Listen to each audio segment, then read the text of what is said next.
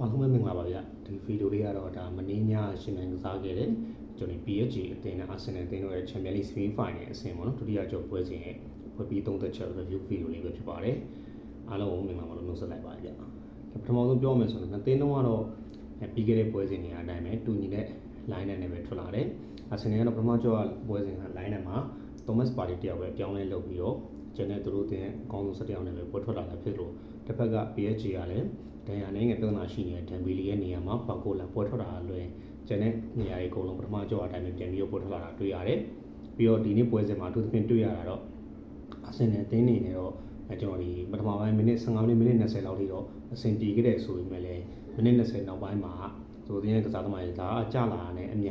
Fabian Ruiz ကဦးဆောင်မှုနဲ့အတူအာဆင်နယ်အသင်းရဲ့အခန်းကဏ္ဍပေါ့နော်ပြီးဆုံးသွားတာကျွန်တော်တွေ့ရတယ်ပြီးတော့အာတီတာအနေနဲ့လည်းဘာမှကျွန်တော်ဒီထူးထူးခြားခြားဒီစနစ်ပြင်ဆင်မှုပြောင်းလဲမှုချင်းကပ်လာတာလည်းမတွေ့ရသလို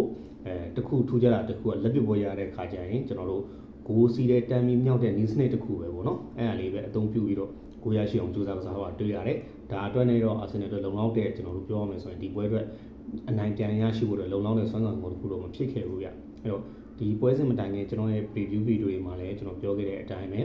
Akia Sport နဲ့ကျွန်တော် preview လုပ်ခဲ့တဲ့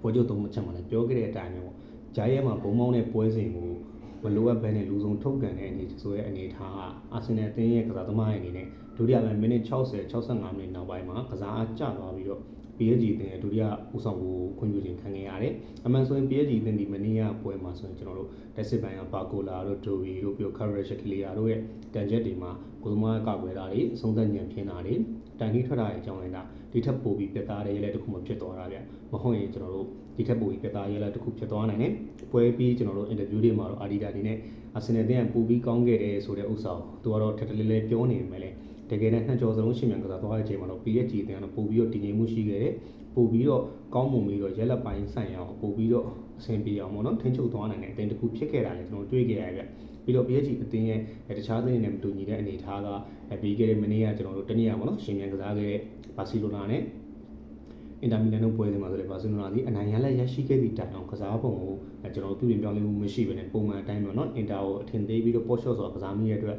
ပွဲကစားနေနောက်ပိုင်းမှာကျွန်တော်ခြေပါကိုပြန်ပေးခဲ့ရပြီးတော့အချိန်ပုံမှာနောက်ထပ်ဦးဆောင်ဖို့ခွင့်ပြုခဲ့ရပြီးတော့ရှုံးနေပြီးပြန်ပွဲထွက်ခွာရတယ်ဒါပေမဲ့ PSG ကတော့အဲ့လိုအဖြစ်မခံခဲ့ဘူးဗျသူတို့ဒီ2-1ဆိုတဲ့အနေနဲ့ဖြစ်သွားတဲ့အချိန်မှာသူတို့တီတီငင်းငင်းနဲ့ပဲကျွန်တော်ဒီတန်ဖိုထိန်းပြီးကစားဟွာတွေ့ရတယ်ဒါကတော့ PSG အသင်းရဲ့ကျွန်တော်ဒီအခုရာသီမှာတိုးတက်ပြောင်းလဲလာတဲ့တစ်ခုပေါ့နော်ပြီးတော့နောက်ပိုင်းက PSG အသင်းအရင်တော့ဘာပေတို့နီမာတို့မက်ဆီတို့ရှိတော့လို့တူးချင်းတယောက်ချင်း individual skill ကိုအောက်ကိုပြီးကစားတဲ့အသင်းမဟုတ်တော့ဘဲနဲ့အသင်းလိုက် team work ကိုအဓိက UTV ကစားတဲ့အသင်းဖြစ်သလိုကွင်းလျံ Fabian Ruiz ရဲ့ Vitinha ဂျာနီဘက်ဆိုရဲ့လောက်အားနှုန်းကြီးတွေတော်တော်လေးကိုကြောက်ဖို့ကောင်းတယ်ဒီကွင်းလျံ3ယောက်အတွဲရဲ့လောက်အားနှုန်းကိုတော့တုံးတန်ကွင်းလျံကစားသမားတွေရှင်ကစားဖို့တော့အခက်အခဲရှိပါအောင်ပဲဗျအဲ့တော့အခုနေထားတော့ကျွန်တော်ဒီ PSG အသင်းဒီအင်တာမီလန်အသင်းနဲ့အတူဇွန်လ1ရက်နေ့မှာတော့ကျွန်တော်တို့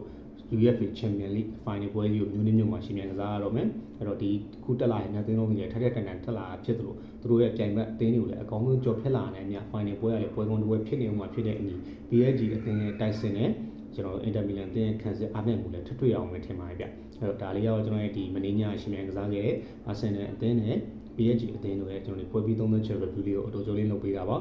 ါဒီနေ့ညမှာရှင်မြန်ကစားမဲ့ကျွန်တော်တို့ UEFA Europa League ပွဲစဉ်နဲ့ Conference League ပွဲစဉ်တွေလည်းရှိပါတယ်အဲ့ဒီမှာ UEFA Europa League ပွဲစဉ်တစ်ပွဲဖြစ်တဲ့ Semi Final ဒုတိယအကျုပ်ပွဲစဉ်ဖြစ်ရှင်မြန်ကစားမဲ့ Manchester United နဲ့ပြီးပေါအသင်းတို့ရဲ့ပွဲချုပ်သုံးသက်ချက်ကိုလည်းကျွန်တော်ရဲ့ဒီ account လေးမှာပေါ့နော် YouTube channel လေးမှာကျွန်တော်နောက်ထပ် video လေးထပ်ပြီးတော့တင်ပေးထားပေးပါဦးမယ်ဗျအားလုံးပဲကျေးဇူးအများကြီးတင်ပါဗျဘယ်အောင်ကြည့်ရှုနားထောင်နေညီကိုလည်းအားလုံးကျေးဇူးအများကြီးတင်ပါတယ်ကျွန်တော်ရဲ့ channel လေးကို subscribe လုပ်ရတဲ့ညီကိုချင်းကျွန်တော်ရဲ့ channel လေးကို subscribe လေးလုပ်ပေးကြပါ